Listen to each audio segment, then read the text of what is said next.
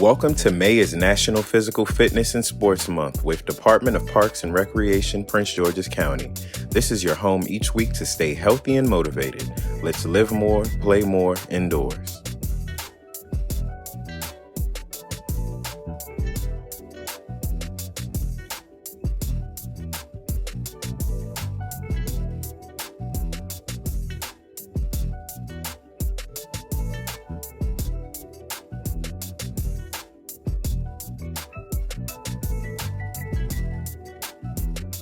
Hi, my name is Cynthia Olson, and today we're going to be making a coconut chickpea curry. Now, if you're not a huge coconut or curry fan, no worries. There are a lot of flavors in this recipe that the flavors will shine. They're not going to shine so much that they're going to deter you.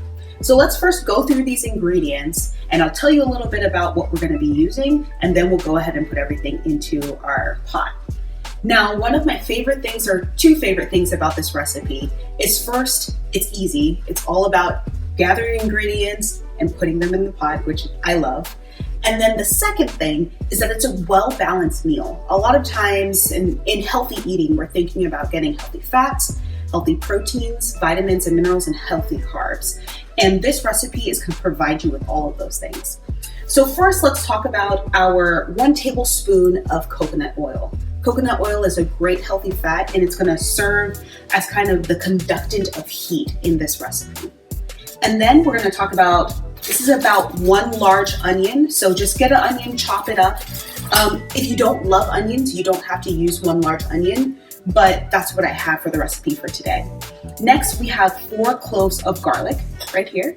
Another great food that is an antioxidant and also an anti-inflammatory, and that's the same with some of the spices we're going to use. So next we have 1 teaspoon of salt. We have 1/4 cup of honey.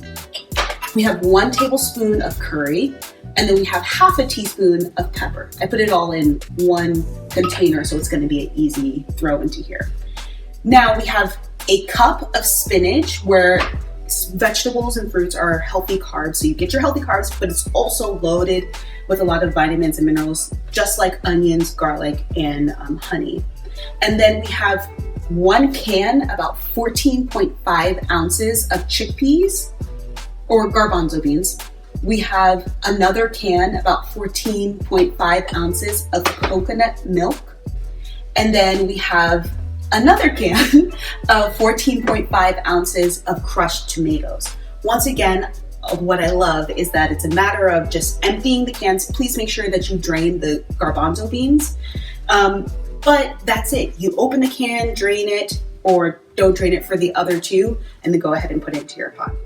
So let's go ahead and start adding everything to our recipe.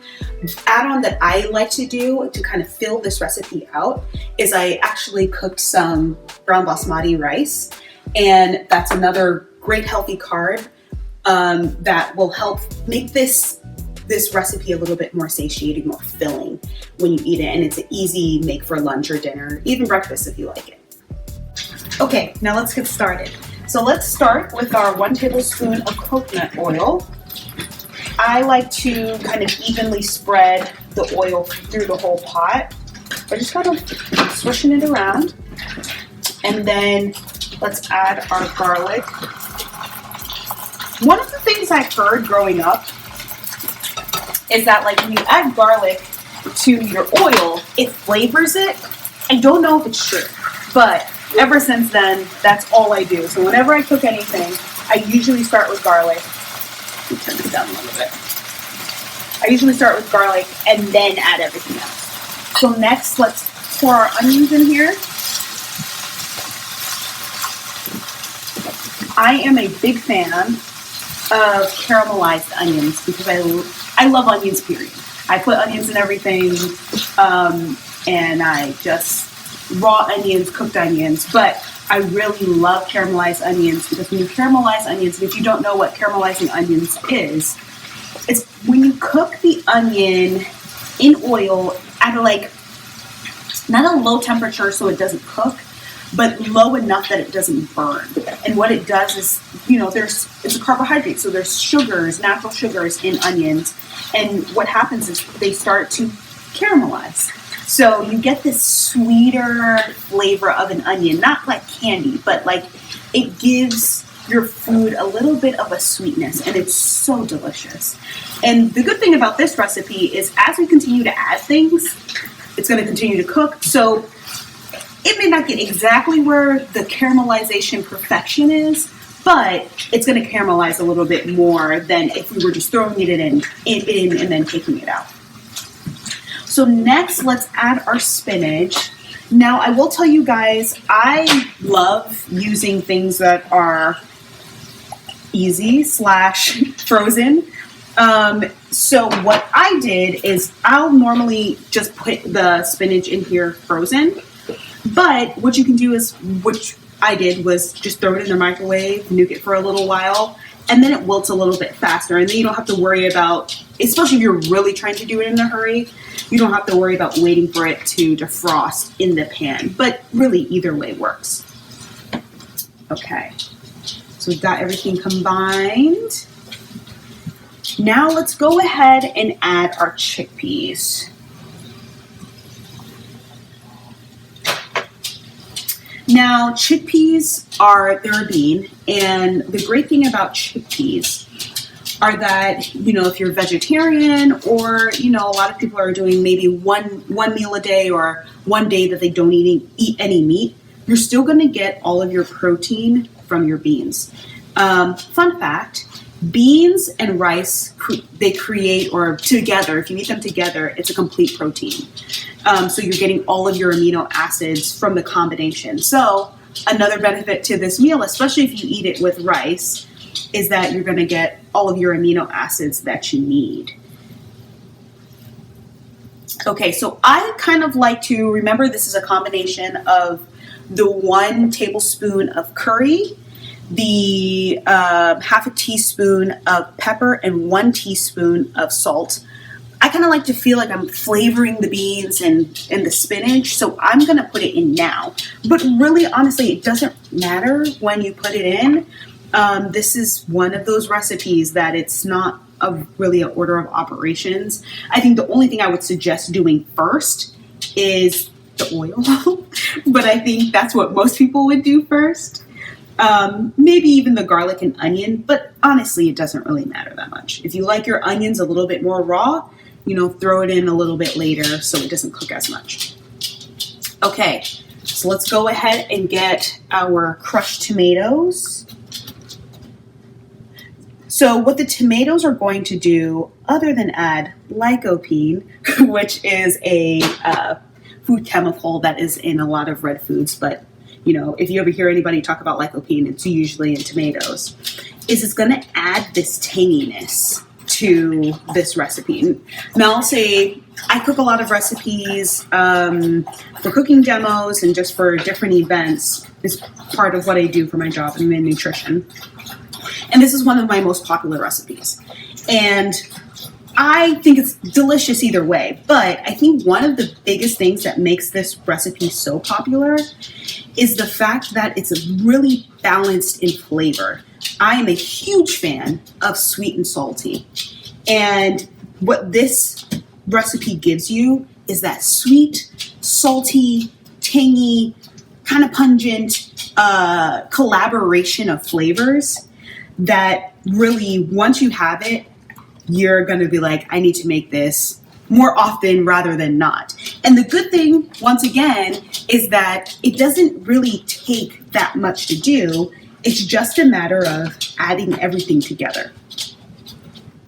Okay, so let's throw our coconut milk.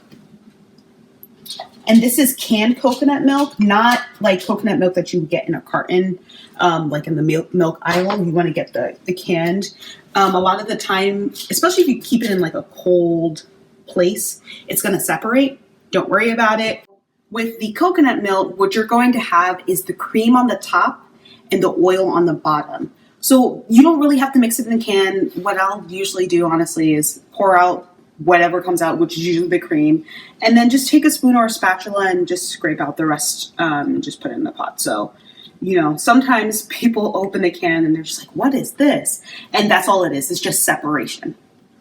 Okay, so finally, we are going to add honey to our recipe. And this is going to be obviously the sweet part of this coconut curry. And if you don't like your food sweet, if you're trying diabetic or you're trying to stay away from sweeteners, you don't have to use it at all. You could just not put it in there. Or you can use an alternative. Maybe you have coconut sugar, or you have erythritol, stevia. Any of those would work. I would say test out your measurements before you just dump the same amount in, like it's a 1/4 of a cup. But this is what's going to give it that sweetness. Once again, like I was saying, kind of that balancing of flavors. This is that sweetness on top of the caramelized onions. So as you can see, we have a little bit of a soup in here. So once again, like I was saying, this is not necessarily part of the recipe, but I personally love to add brown rice because it really fills out the recipe. So that's the last thing we are going to add. And I'm actually going to scoop this in because as you can see, it's starting to get a little high. And I don't want this overflowing all on top of the stove. Okay. But this is pretty much it. This is the whole recipe. Like I said, as you can see, it's pretty easy. And really the only thing that you might have to do putting everything into the pot is chop onions.